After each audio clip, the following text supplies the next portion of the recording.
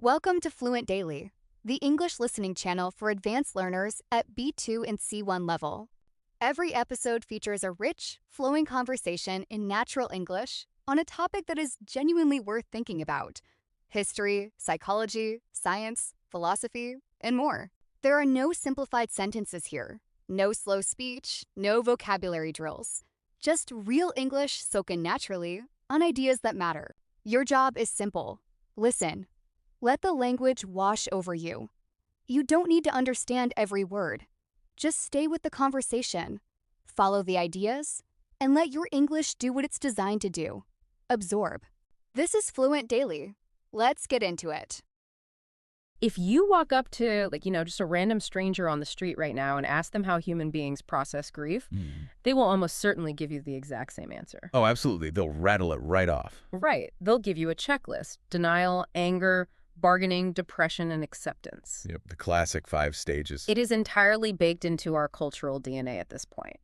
But what if I told you that the most famous psychological model in history, like the one you probably use to measure your own emotional health, is actually a map for a territory that it doesn't exist? It's a staggering realization, honestly. Mm-hmm. We have built our entire cultural understanding of loss around a framework that the scientific data simply does not support. Yeah. And it's causing an immense amount of unnecessary suffering. It really is, because everyone listening right now is going to face grief. I mean, many of you are probably in the thick of it right now, and I think we need to establish right up front that we aren't just talking about funerals, right? Right, definitely not just death. Because the research we are diving into makes it explicitly clear that grief attaches itself to any major loss. It's just the inescapable condition of a life fully lived.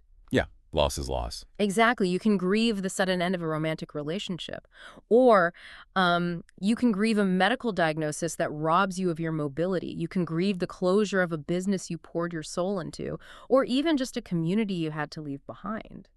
And the really fascinating thing is that the biological machinery that processes that loss, it does not differentiate between a divorce and a death.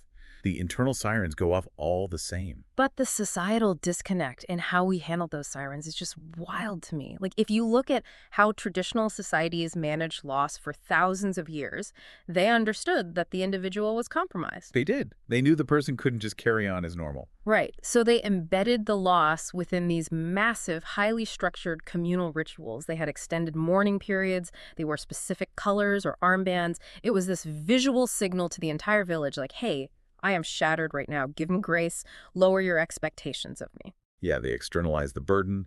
The community absorbed the shockwave for them. But our modern Western approach does the exact opposite of that. Completely the opposite. We have completely privatized grief. We've privatized it and, frankly, corporatized it. We treat grief like an overflowing email inbox that just needs to be, cleared out so you can get back to inbox 0. Yeah, get back to work. I mean, you get, what, a 3-day bereavement leave? If you're lucky. If you're very lucky, yeah. We have this modern mandate for functional productivity that basically tells you to cry on your own time, process it efficiently behind closed doors, and get back to your spreadsheet by Monday morning. It is an absurd expectation when you look at the neurology of what a human being is actually experiencing during a loss. Oh, completely absurd. We demand that people snap back to optimal performance when their brain is actively rewiring itself to survive a permanent absence. I mean, it's a mandate for economic productivity that is entirely detached from biological reality. And that profound clash between what your brain is actually doing and what your boss expects you to do, that is the entire mission of our deep dive today. Yes, exactly. We are tracing the evolution of the science of grief. We're going to start from the early days of psychology and pull you all the way into today's highly empirical, neurobiological, and honestly, wildly counterintuitive research. I think the most important thing we can do today is hand the listener a new lens. Because the popular wisdom you've absorbed from movies, from the self-help sections, from well-meaning friends, it's largely wrong. It's just flat out wrong. Yeah, the current clinical understanding heavily challenges everything we think we know. So let's dismantle the biggest myth first. Because modern society demands that we get over things quickly, we are naturally desperate for a roadmap. We love a roadmap. We want a neat, tidy timeline that says, you are here at step 2, keep walking, the exit is 3 miles ahead. Which brings us right back to the 5 stages of grief. This comes from Elizabeth Kubler-Ross and her 1969 book on death and dying. That's the one. So how did this become the absolute gospel of grief? Well, it became gospel because in 1969, death was a massive cultural taboo in the West. Oh, totally. Doctors wouldn't even tell patients they were dying. So Kubler-Ross came in and did something revolutionary at the time, which is she actually sat down and talked to terminally ill patients. Okay.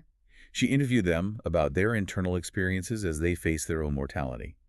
And from those specific interviews, she identified 5 common emotional states: denial, anger, bargaining, depression, and acceptance. Wait, I want to stop right there to make sure I'm hearing this correctly. She was interviewing people who were dying. Yes, She was asking them how they felt about their own impending death. that is correct. So the data wasn't even based on the people left behind. It wasn't Yeah. about the survivors. No, it wasn't. Not originally. It was entirely centered on the psychological process of confronting one's own terminal illness. That is a phenomenal mismatch. I mean, that's like studying people who are about to jump out of an airplane, analyzing their fear and adrenaline, and then using that exact data to write a psychological manual for the people watching them from the ground. That is a great analogy. It's just crazy. How on earth did a framework for dying become the universal handbook for surviving someone else's death? Well, it was an extension made later, partly by Kubler-Ross herself in subsequent work, but mostly by a society that was just absolutely starved for a vocabulary around loss. We just needed something to hold on to. Exactly. The framework leaked out of the palliative care wards and into the mainstream consciousness because it offered structure. But here is the critical empirical reality check. When modern psychologists actually study bereaved survivors, they do not consistently find these stages. Wait, really? So if researchers follow hundreds of people who just lost a spouse, they don't see them moving from denial to anger to bargaining? They rarely see it happen in that sequence. And very often, those specific stages don't appear at all. They are completely non-universal. Someone might feel intense depression, but absolutely zero anger. Another person might experience waves of bargaining, but never once feel denial. So the checklist is a lie. Essentially, yes. The idea that there is a linear progression, that you are moving cleanly through checkpoints until you arrive at the golden gates of acceptance, is a fiction. The empirical data simply does not support it. But if the science has known this for a while, why does it persist so stubbornly? I mean, it's everywhere. Because it serves a deep cultural function. Look at the nature of actual grief. It is chaotic, it is terrifying, messy, unpredictable, and entirely open-ended. It's the abyss. Right, and human beings hate uncertainty more than almost anything else. Okay. So the 5-stage model gives us a narrative structure for an experience that fundamentally defies structure. It gives us the comforting illusion of progress. The illusion of progress. Wow. Yeah, it tricks you into thinking you are accomplishing a task. Like you can check off anger and feel like you're 40% done with the project of mourning. Exactly. It makes the abyss feel manageable. But the cost of that comfort is incredibly high.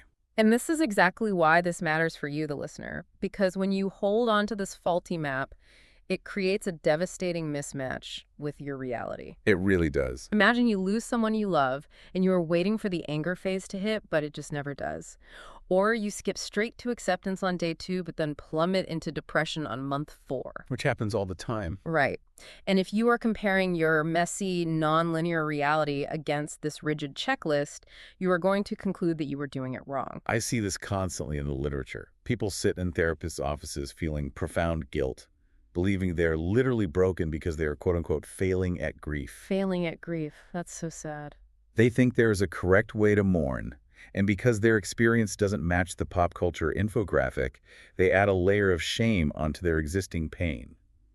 The model, despite its original good intentions in the 60s, now essentially reinforces toxic cultural timelines. So if we have to throw the Kubler-Ross map in the trash when it comes to surviving a loss, what does the actual topography of grief look like?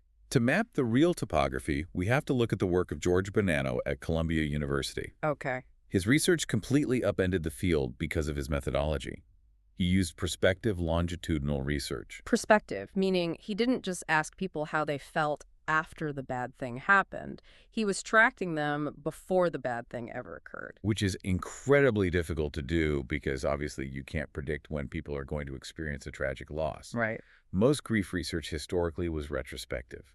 Researchers would find someone deep in the throes of mourning, and ask them, hey, how did you feel a year ago before this happened? But human memory is terrible. It is profoundly fallible, especially under extreme stress.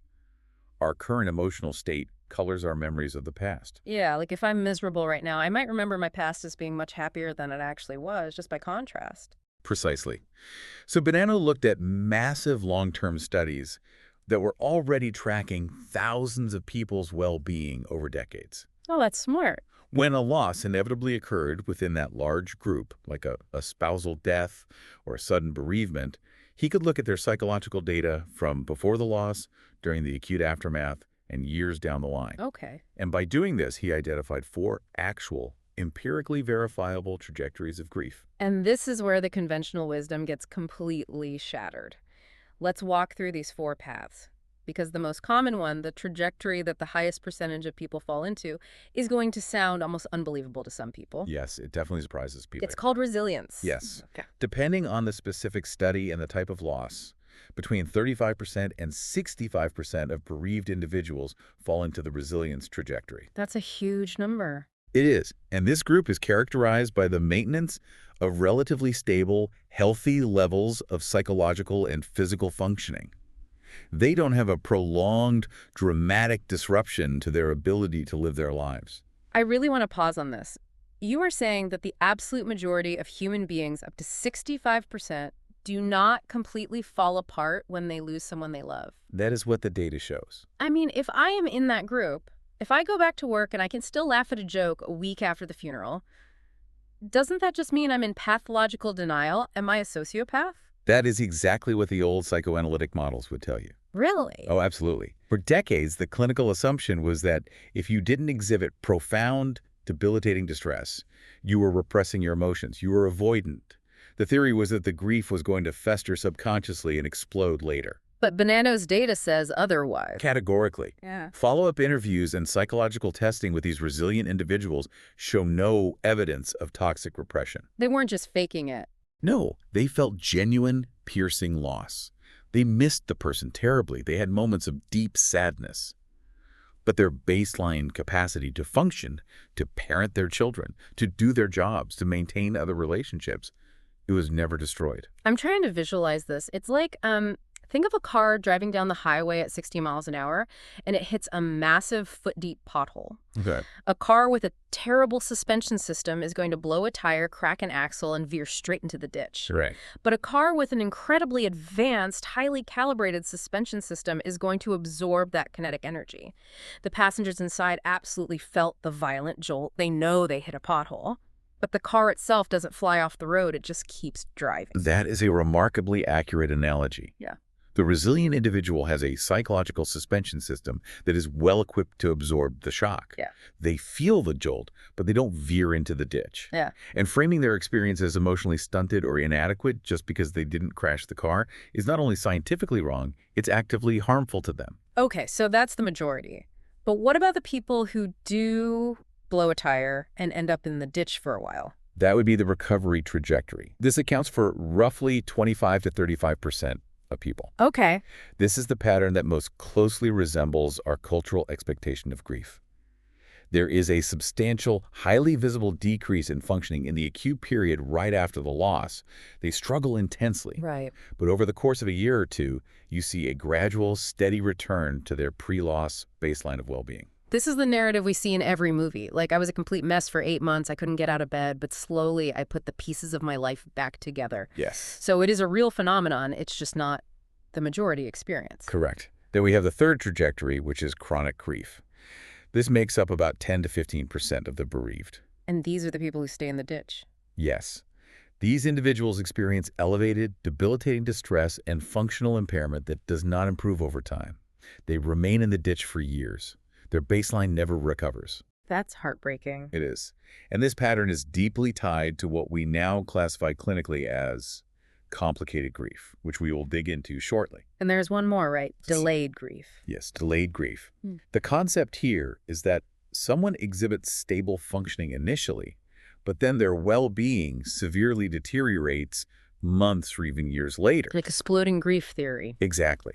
But I have to caveat this heavily. In the prospective data, this is the least supported trajectory. Some researchers argue it might just be a methodological artifact, or that the later deterioration is actually caused by a new, unrelated stressor rather than the original loss. So the whole repressed grief explosion might not even be real. It's highly debated. It sounds like the grand takeaway from Banano is that human beings are vastly more resilient than we give ourselves credit for. But that introduces a massive contradiction for me. It is. If resilience is our default setting, if we are literally built to absorb these potholes, why does grief hurt so incredibly much?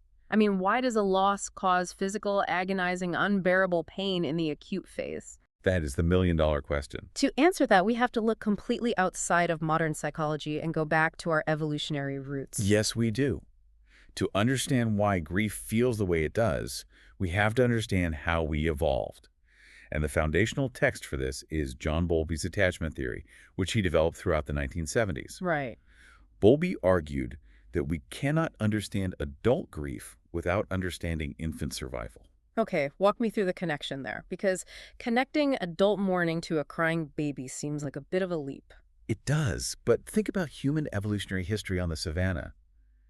A human infant is entirely helpless. Oh, totally. Just a little blob. Exactly. Its survival is completely dependent on maintaining physical proximity to a caregiver. If the infant wanders off or the caregiver disappears, the infant dies. Right. So evolution designed an incredibly powerful behavioral and emotional machinery to prevent separation. The attachment system. Exactly. When a baby is separated from its mother, it doesn't just feel sad. It experiences a biological emergency. It cries loudly. It searches frantically. It exhibits intense physiological panic. It's not a tantrum. No, this isn't a tantrum at all. It is a highly evolved survival mechanism designed to force the caregiver to return, thereby restoring proximity and ensuring survival. The baby is pulling the fire alarm because separation equals death. Okay, so how does that map onto an adult whose spouse just died? Bowlby's radical insight was that adult grief is simply the exact same attachment system firing. Oh, wow. Yeah. When we bond with a romantic partner or a close friend or a child, we are wiring them into that ancient survival circuitry. They become our attachment figures. When we lose them, the brain doesn't initially comprehend the abstract concept of death. It only registers separation. Oh my God, so the panic is the same. The fire alarm is going off. The exact same alarm. When you look at the symptoms of acute grief, the intense restlessness, the inability to focus, the desperate searching behavior where you think you see them in a crowd, the intrusive images of their face, the literal chest pain. Yeah, that heavy feeling in your chest. Exactly. Those aren't abstract emotions. They are the behavioral outputs of a biological system desperately trying to restore proximity to a lost attachment figure. It's like a software glitch. How do you mean? It's like you have an app on your phone that is programmed to constantly ping a central server, but the server gets permanently shut down, the person is gone. Right. No amount of searching or crying will ever bring them back, but the app doesn't know the server is dead. It only knows it lost the connection, so it just runs the reconnect protocol over and over, pinging into the void, completely draining the battery of the phone. That is a phenomenal way to understand it. Your biology is behaving perfectly rationally based on millions of years of evolution. The problem is that the system is trying to solve a permanent problem with a temporary tool. That makes so much sense. And what makes this framework so useful is how perfectly it maps onto Banano's forward trajectories. Because not everyone's attachment app is coded the exact same way. Right, because we develop different attachment styles based on how reliable our caregivers were when we were kids. Exactly. Let's look at securely attached individuals. These are people whose early caregivers were consistently available and responsive. So they felt safe. Yes. Because their needs were met, they internalize a deep subconscious belief that the world is generally safe and they can survive on their own. When they experience a major loss, they definitely feel the pain of the pinging app, but their underlying system remains stable. They overwhelmingly map onto Banano's resilience trajectory. What about people whose caregivers were wildly inconsistent? Like one day they are loving, the next day they are totally absent. That creates an anxious attachment style. These individuals learned early on that the only way to get their needs met was to turn the fire alarm up to maximum volume and keep it there. Just constantly panicked. Exactly. Their attachment system is perpetually calibrated for hypervigilance. When they experience a loss, their system goes into extreme overdrive. They are highly disproportionately represented in the chronic grief trajectory. They struggle to regain their baseline because their alarm system just won't shut off. And then there's the third group. Right. Avoidant attachment, people whose caregivers were emotionally distant or dismissive, forcing the child to learn to suppress their fire alarm entirely because ringing it never brought help anyway. Yes. How do they grieve? They exhibit the most fascinating and complex patterns. Behaviorally, they often look like they are in the resilience trajectory. They go back to work, they don't cry much, they claim they are fine. So they look like they hit the pothole and kept driving. On the outside, yes. But when researchers hook them up to physiological monitors measuring heart rate, cortisol levels, galvanic skin response, their internal stress metrics are secretly off the charts. So the app is still pinging frantically in the background, but they've just muted the notifications on the screen. Precisely. Their body is sounding the alarm, but their outward behavior is suppressing it. I really want the listener to hear that. If you are someone who feels completely numb, or if you look fine to all your friends but you feel like your nervous system is just vibrating with exhaustion, you aren't making it up. Your hardware is working overtime. It absolutely is. Which actually leads us perfectly to the next major question. If normal grief is this ancient attachment software firing, what is physically happening in the hardware of the brain? This is where modern neuroimaging has just revolutionized our understanding. When researchers put bereaved individuals into functional MRI machines and scan their brains during episodes of acute grief, they see something remarkable. What do they see? The regions of the brain that light up are the anterior cingulate cortex and the insula. Okay, break those down for me. What do those regions normally do when we aren't grieving? The anterior cingulate cortex and the insula are part of the brain's pain matrix. They are the primary regions responsible for processing the affective component of physical pain. Physical pain. Yes. If you accidentally touch a Grüning hot stove, or if you break your leg in a car accident, those are the exact areas that light up to tell you, hey, this is agonizing, pull away. Wait, are you saying the brain doesn't differentiate between a broken bone and a broken heart? Neurobiologically speaking, the distinction is incredibly blurry. Bowlby was right on a biological level. Grief is quite literally physical suffering. That is just, it's breathtaking. It is. The brain processes the emotional pain of profound social separation using the exact same neural real estate that it uses to process acute physical tissue damage. Because we use all these physical metaphors when we talk about loss, right? We say, my heart aches, or I feel like I got punched in the gut, or I am physically crushed. And we always assume those are just poetic metaphors. But they aren't. They aren't. It's a literal description of their neurobiology. It is entirely literal. And it gets even more complex. When researchers show those bereaved individuals a photograph of the person who died, they don't just see the pain matrix light up. What else happens? They also see massive activation in the brain's reward circuitry, primarily a region called the nucleus accumbens. The reward circuit, that's the dopamine center, right? That's the part of the brain associated with addiction, craving sugar, or falling deeply in love. Exactly. When you love someone, being near them is rewarding to your brain. It releases neurochemicals that feel good. Over time, your brain wires that person into its fundamental reward structure, right alongside food and water. Wow. When they die, your brain still craves that reward. When you see their picture, the nucleus accumbens fires, saying, yes, there is the reward, go get it. But you can't get it. You are experiencing acute neurological withdrawal. You are literally craving the person like a vital resource that has been cut off. You are. Your brain is generating the motivational pull to seek them out, but simultaneously colliding with the reality that they are inaccessible. Okay, this perfectly explains the agonizing pain of normal grief.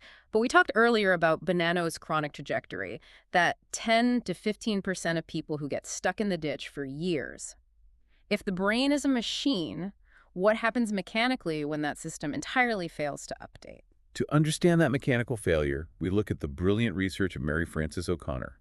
She studies the neurobiology of what we call complicated grief. O'Connor introduced this concept of the permanence update. Like updating a map on your GPS. Exactly. Your brain holds a neural map of all your relationships. It tracks where people are and when you could expect to see them again. When a loved one dies, the brain initially tags them as temporarily absent. Okay. In normal grief, over time and through painful repetition, the brain eventually rewrites the code. It updates their status from temporarily absent to permanently absent. It reorganizes its expectations. But in the chronic group, that update fails to install. Yes. O'Connor found that in individuals with complicated grief, the specific neural networks responsible for cognitive updating and future-oriented thinking show significantly reduced activity. So their brain literally won't process it. Right. Their brain's hardware is literally struggling to write the new code. Every morning they wake up, the brain runs the old software that says, my husband is in the kitchen making coffee. And every morning they have to experience the trauma of the absence anew because the permanence update hasn't been saved to the hard drive. I want to speak directly to anyone listening who has been grieving for years and feels like they are failing because they just can't, quote unquote, move on. Listen to what the science is saying. A failure to accept a death is not a lack of intelligence. It is not a failure of your willpower. Not at all. It is not a character flaw. It is a literal mechanical disruption in the neural processing of permanence. Your hardware is stuck on an old operating system. And understanding it as a mechanical failure is what has driven one of the most controversial developments in modern psychology. Because if it is a mechanical failure, we can theoretically diagnose it and treat it. Which brings us to the big debate. Yes, which is why we now have the inclusion of prolonged grief disorder in the DSM-5 and the ICD-11. The DSM-5, the official psychiatric manual. They have officially turned grief into a diagnosable mental disorder. Under very specific conditions, yes. It is sometimes referred to in literature as complicated grief. Okay, I know this has sparked a massive war in the psychological community. Because on one side, you have people saying, how dare you pathologize love? How dare you put a stopwatch on my grief? And if I miss the deadline, you label me mentally ill. It does feel incredibly sterile. It does. So where exactly do they draw the line? How is this disorder different from just loving someone deeply and missing them intensely? The clinical criteria are designed to be extremely strict to avoid pathologizing normal grief. First, the symptoms must be present at clinically significant levels for more than 12 months after the loss in adults. A year? Yes. The symptoms include an intense, persistent longing for the deceased, a profound difficulty accepting the death, intense bitterness, an inability to trust others since the loss, a feeling that life is completely meaningless without the person. That sounds like normal grief, though, just extended. It does, but the absolute dividing line, the key criterion that separates it from just grieving a lot, is severe functional impairment. What does that look like in practice? It means the grief has entirely cannibalized their ability to survive in the present. They cannot hold down a job. They stop taking care of their physical hygiene.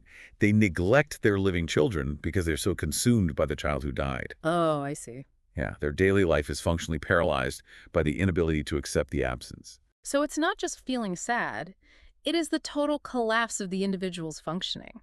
But the debate is still so loud because by calling it a disorder, aren't we just giving HR departments another excuse to say, hey, it's been a year, your grief is officially pathological now, get it fixed or get fired? That is the most vital critique. The moral and cultural dimensions of this are deeply fraught.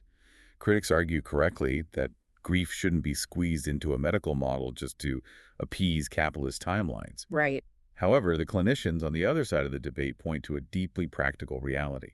If we don't give this condition a diagnostic code, insurance companies won't pay to treat it. The realities of the healthcare system. If there's no code, there's no coverage. Exactly. And this isn't just normal grief that needs more time.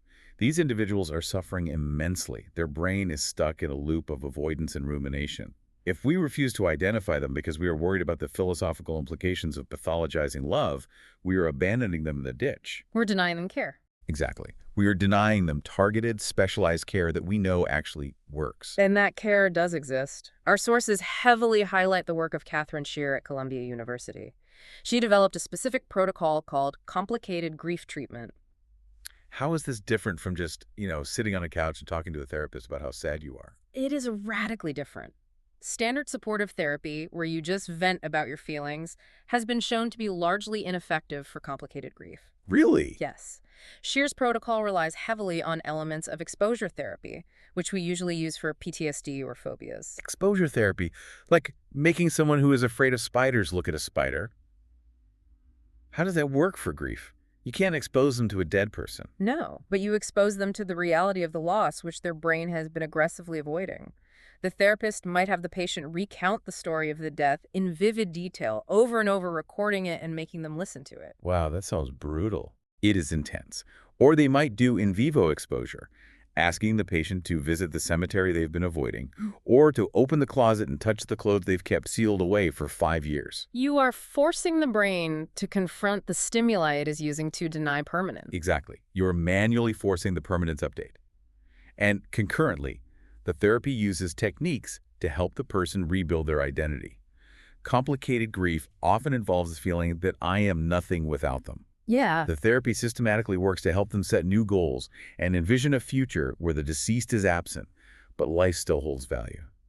And randomized controlled trials show it is incredibly effective. It is literally rewiring the hardware. Okay, we have spent a lot of time analyzing how Western clinical science defines when grief goes wrong. We have the DSM-5 timelines, the functional impairment metrics, the neuroimaging. But if we pivot away from the MRI machines and look at comparative anthropology, our sources reveal something quite embarrassing for us. Embarrassing is a good word for it, yeah. It turns out that Western assumptions about what healthy grief looks like are highly unusual and historically quite isolated. This is a crucial pivot because the expression of grief, the duration of mourning, and the social management of loss are among the most culturally variable dimensions of human behavior. Right. Cross-cultural research documents an enormous, beautiful variety in how different societies navigate this terrain. But there is one prominent feature that exists across virtually all human societies throughout history, with the glaring exception of our highly individualized modern Western culture. And that is the profound role of ritual. Yes, ritual is the universal human technology for managing loss. We talked about this briefly in the beginning, but let's go deeper. Why are mourning rituals like sitting Shiva in Judaism or the elaborate funeral processions in New Orleans or prescribed mourning clothing, why are these so universally adopted? What psychological function do they serve? They serve multiple functions, but primarily, ritual provides structure where there is none. When you are thrust into acute grief, one of the most defining characteristics is absolute helplessness. The world no longer makes sense. Everything is upside down. Right. You don't know what to do with your hands, your time, or your mind. You're just unmoored in the void. Ritual steps in and says, you don't need to figure out what to do. We have a script. It prescribes specific, concrete behaviors. It tells you what to wear, what prayers to recite, what food to eat, and exactly how many days you will sit in your home receiving visitors. Takes the pressure off. It takes the cognitive burden of decision-making entirely off the grieving person. It's cognitive offloading. You don't have to navigate the chaos. You just follow the choreography. Exactly. And furthermore, it forces communal acknowledgement. The ritual demands that the community participate. It distributes the emotional burden. I love the visual of that. It's the difference between you trying to carry a massive boulder all by yourself in your quiet apartment versus 100 people from your village coming over and everyone takes a tiny piece of the rock. That's a lovely way to put it. The rock is still heavy, but it doesn't crush you. But our modern culture has stripped away almost all of these rituals.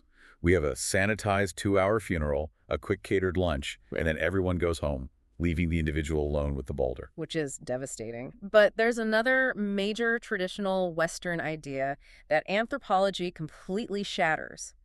And this is perhaps the most liberating concept in our entire deep dive today. It is the myth of detachment. Yes, the myth of detachment. For a very long time, driven heavily by early psychoanalytic theory, Western grief models assumed that healthy mourning culminated in a severing of emotional bonds. Moving on. Right. The goal of grief was to untie the emotional knots connecting you to the deceased so that you could redirect that finite emotional energy into new relationships. You have to let go to move on. We are obsessed with this concept of closure. The idea that you pack up all your feelings about the person, put them in a box, slide it under the bed, and walk out of the room.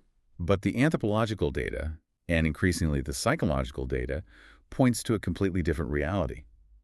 The pivotal framework here is the continuing bonds theory, formalized in 1996 by researchers Klass, Silverman, and Nickman. Okay. They demonstrated that this entire letting go idea is mostly just a Western cultural artifact.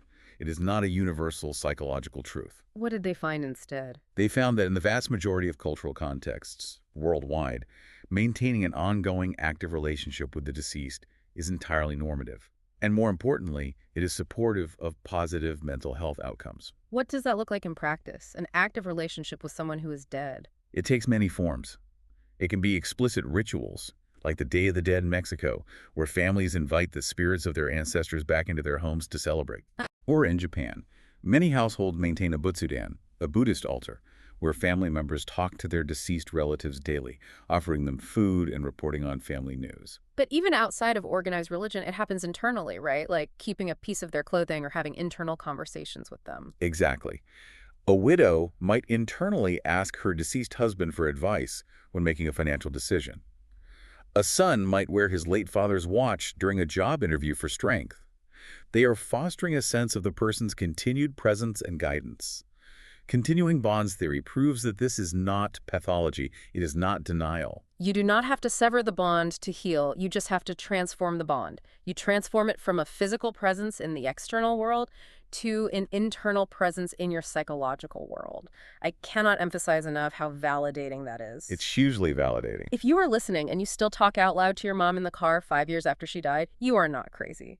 You are engaging in a fundamentally healthy human impulse that most of the globe understands perfectly. It is our modern Western culture that is the outlier in demanding that you sever the connection. And our cultural discomfort with death is so profound that it actually infects the way we communicate every single day.